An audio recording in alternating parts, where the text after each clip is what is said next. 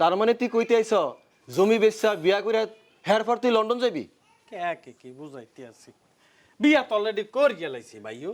Visa ticket করতে টাকা লাগবে না? হেয়া করতে তো 15 লাখ টাকা লাগবে।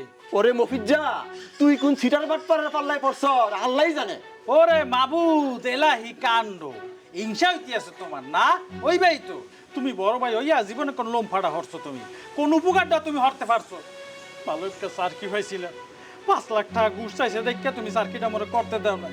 এখন মই লন্ডনে যাব, লন্ডনী মাইয়াকে বিবাহ করিয়া হেয়া তো তোমার হিংসায় জল্লা ফুরিয়া এককালে নারী বুড়ি বাইরে যাইতেছে।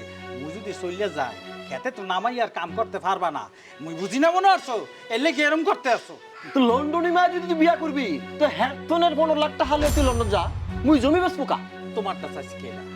তোমার ভাগেরটা মুই চাইছি, মোর ভাগেরটা মোরে দাও। হ্যাঁ তা তুমি আটকানের কেডা?